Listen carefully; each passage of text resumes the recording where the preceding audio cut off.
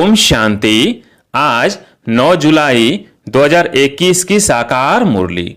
आज बाबा ने कहा, मीठे बच्चे, तुम्हारी बिगड़ी को सुधारने वाला अर्थात तकदीर बनाने वाला एक बाप है जो तुम्हें नॉलेज देकर तकदीरवान बनाते हैं। प्रश्न, तुम बच्चों की इस रूहानी भट्ठी का एक कायदा कौन सा है? उत्तर, रूहानी भट्ठी में अर्थात याद की यात्रा में बैठने वालों को कभी भी इधर उधर के ख्यालात नहीं चलाने हैं। एक बाप को याद करना है। अगर बुद्धि इधर उधर भटकती है तो झुटका खाते रहेंगे, उवासी देंगे। इससे वायुमंडल खराब होता है, अपना ही नुकसान करते हैं। गीत है, दिल का सहारा टूट ना जाए। ओम शांति। मीठे मीठे रूहानी बच्चों ने गीत के 2 अक्षर सुने। बच्चों को सावधानी मिलती है। इस समय जो भी है सबकी तकदीर बिगड़ी हुई है, सिवाय तुम ब्राह्मणों के। तुम्हारी अब बिगड़ी से सुधर रही है। बाप को कहा ही जाता है तकदीर बनाने वाला। तुम जानते हो शिव बाबा कितना मीठा है। बाबा अक्षर बड़ा मीठा है।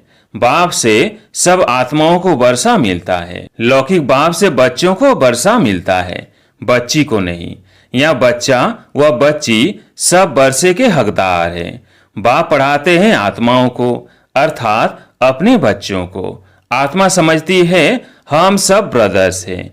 बरोबर ब्रदरहुड कहा जाता है ना। एक भगवान के बच्चे हैं, फिर इतना लड़ते झगड़ते क्यों? सब आपस में लड़ते ही रहते हैं। अनेक धर्म अनेक मत है और मुख्य बात तो रावण राज्य में लड़ाई चलती है, क्योंकि विकारों की प्रवेशता है। काम विकार पर भी कितना लड़ाई झगड़ा होता है। ऐसे बहुत राजाओं ने लड़ाई की है। काम के लिए बहुत लड़ते हैं, कितने खुश होते हैं। कोई के साथ दिल होती है तो मार भी देते हैं। काम महाशत्रु है। क्रोध वाले को तो क्रोधी ही कहेंगे, लोभ वाले को लोभी कहेंगे। लेकिन जो कामी हैं उनके बहुत नाम रखे हुए हैं। इसलिए कहा जाता है अमृत छोड़ विष काहे को खाए। शास्त्रों में अमृत नाम लिख दिया है। दिखाते हैं सागर मंथन किया तो अमृत निकला, कलश लक्ष्मी को दिया। कितनी कहानियां हैं। इसमें भी बड़े से बड़ी बात है सर्वव्यापी की। गीता का भगवान कौन और पतित पावन कौन? प्रदर्शनी में मुख्य इन्हीं चित्रों पर समझाया जाता है। पतित पावन ज्ञान का सागर और उनसे निकली हुई ज्ञान गंगाएं व पानी की नदी व सागर। कितनी अच्छी अच्छी बातें समझाई जाती है। बाप बैठ समझाते हैं, मीठे मीठे बच्चों, तुमको किसने पावन बनाया?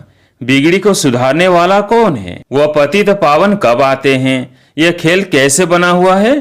कोई भी नहीं जानते हैं। बाप को कहा ही जाता है नॉलेजफुल, ब्लिसफुल, पीसफुल। गाया भी जाता है बिगड़ी को बनाने वाला एक। यह तो समझने में आता है। बरोबर रावण हमारी बिगाड़ते हैं। यह खेल है हार और जीत का।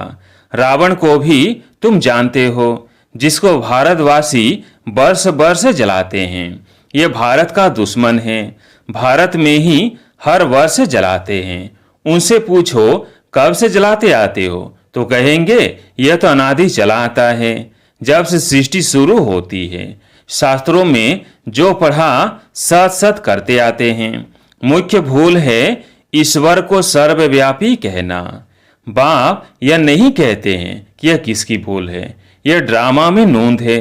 हार जीत का खेल है। माया से हारे हार और माया से जीते जीत। माया से कैसे हार खाते हैं वह भी समझाया जाता है। पूरा आधा कल्प रावण राज्य चलता है। 1 सेकंड का भी फर्क नहीं हो सकता। राम राज्य की स्थापना और रावण राज्य का विनाश अपने समय पर एक्यूरेट चलते हैं। सतयुग में तो लंका होती नहीं, वह तो बुद्ध धर्म का खंड है। पढ़े लिखे की बुद्धि में रहता है लंदन इस तरफ है, अमेरिका इस तरफ है। पढ़ाई से बुद्धि का ताला खुलता है, रोशनी आती है। इसको ज्ञान का तीसरा नेत्र कहा जाता है। बुढ़िया बहुत बातें समझ ना सके। इन्हों को एक मुख्य बात धारण करनी है जो ही अंत में काम आती है। मनुष्य शास्त्र तो बहुत पढ़ते हैं, पिछाड़ी में फिर भी एक अक्षर कह देते हैं कि राम राम कहो। ऐसे नहीं कहते शास्त्र सुनाओ, वेद सुनाओ। पिछाड़ी में कहेंगे राम को याद करो। जो जास्ती समय जिस चिंतन में रहते हैं अंत में वही याद आ जाता है। अरे विनाश तो सबका होना है। तुम जानते हो सब किसको याद करेंगे? कोई कृष्ण को, कोई अपने गुरु को याद करेंगे, कोई अपने देह के संबंधियों को याद करेंगे। देह को याद किया, खेल खलास। यहाँ तुमको एक ही बात समझाई जाती है कि अपने को आत्मा समझ बाप को याद करते रहो। चार्ट रखो कि हम कितना याद करते हैं। जितना याद करेंगे पावन होते जाएंगे। ऐसे नहीं कि गंगा में स्नान करने से पावन बनेंगे। आत्मा की बात है ना, आत्मा ही पतित और आत्मा ही पावन बनती है ना। बाप ने समझाया है आत्मा एक स्टार बिंदी है, भ्रिकुटी के बीच में रहती है। कहते हैं आत्मा स्टार अति सूक्ष्म है। तुम बच्चे ही इन बातों को समझ सकते हो। बाप कहते हैं मैं कल्प के संगम युगे आता हूँ।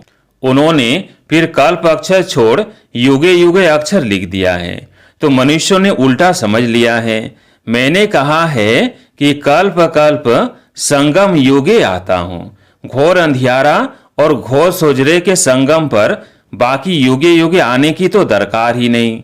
सीढ़ी उतरते ही आते हैं।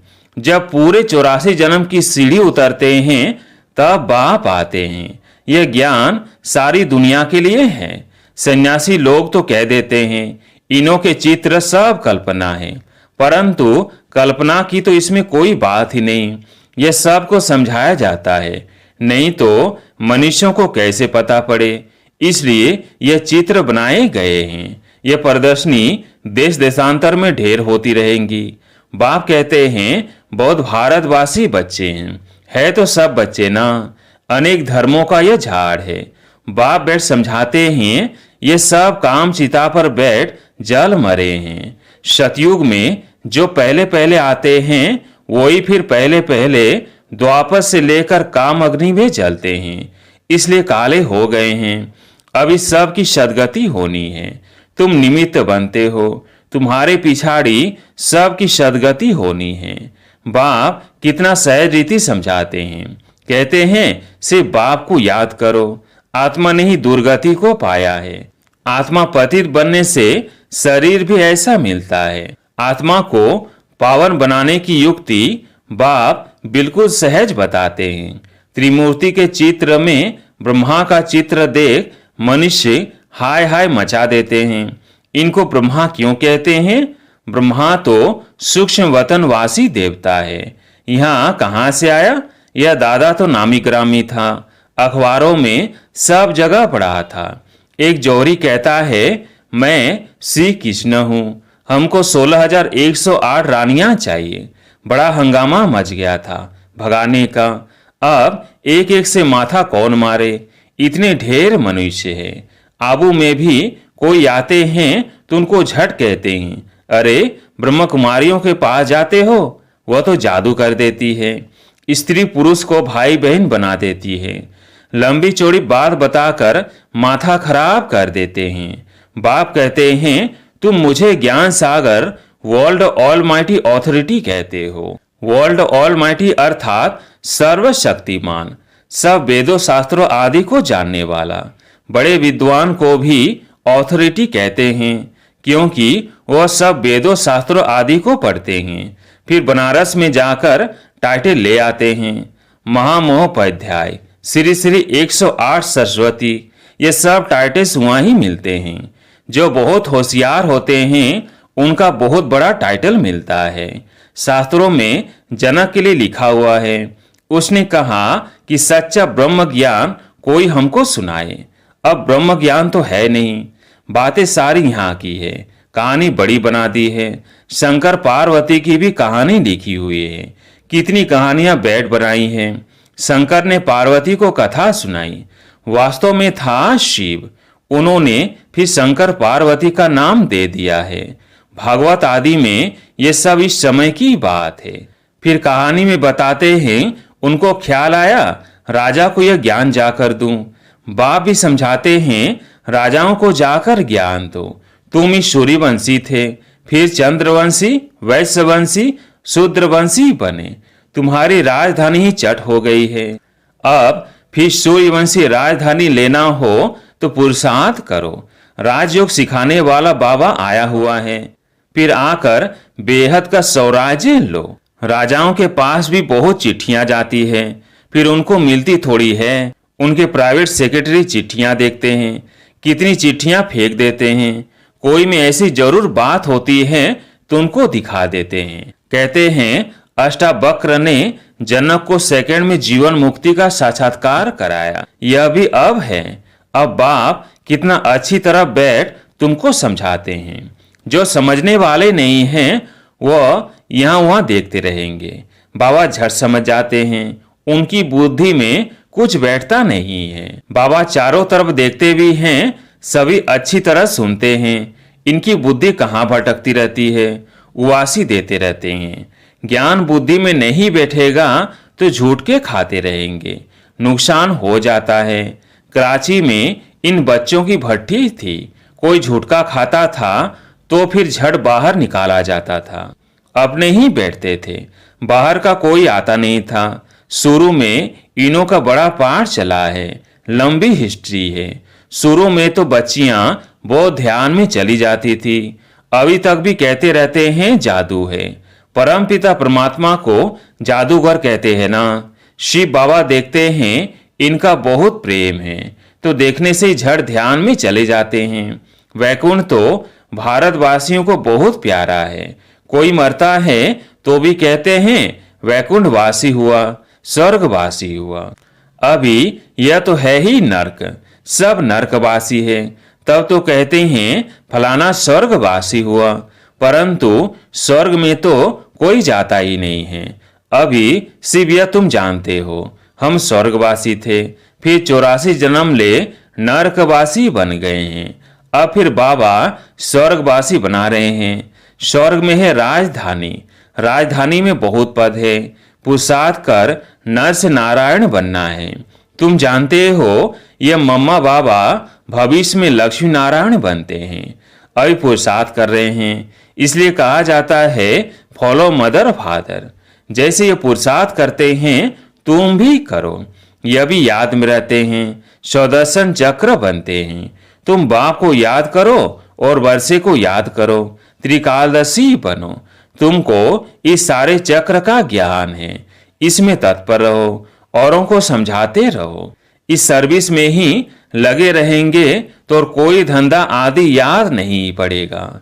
अच्छा, मीठे मीठे सिगिले बच्चों प्रति माता पिता बाप दादा का याद प्यार और गुड मॉर्निंग। रूहानी बाप की रूहानी बच्चों को नमस्ते। हम रूहानी बच्चों की रूहानी बाप दादा को याद प्यार गुड मॉर्निंग नमस्ते नमस्ते। धारणा के लिए मुख्य सार। पहला पॉइंट, सतयुग में ऊंच पद पाने के लिए माता पिता को पूरा पूरा फॉलो करना है, उनके समान पुरुषार्थ करना है, सेवा में तत्पर रहना है, एकाग्र हो पढ़ाई करनी है। दूसरा पॉइंट, याद का सच्चा सच्चा चार्ट रखना है, अपने को आत्मा समझ बाप को याद करना है, दे व देधारियों को याद नहीं करना है। आज प्यारे मीठे बाबा का वरदान, सदा साथीपन की स्मृति और साक्षी स्टेज का अनुभव करने वाले शिवमय शक्ति स्वरूप कंबाइंड भवो।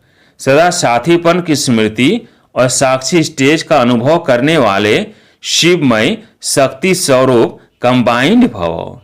जैसे आत्मा और शरीर दोनों का साथ है, जब तक इस सृष्टि पर पाठ है तब तक अलग नहीं हो सकते। ऐसे ही शिव और शक्ति दोनों का इतना ही गहरा संबंध है। जो सदा शिवमय शक्ति स्वरूप में स्थित होकर चलते हैं तो उनकी लगन में माया विघ्न डाल नहीं सकती। वे सदा साथीपन का और साक्षी स्टेज का अनुभव करते हैं। ऐसे अनुभव होता है जैसे कोई साकार में साथ हो। स्लोगन, निर्विघ्न और एक रस स्थिति का अनुभव करने के लिए एकाग्रता का अभ्यास करो। निर्विघ्न और एक रस स्थिति का अनुभव करने के लिए एकाग्रता का अभ्यास करो। अच्छा, ओम शांति।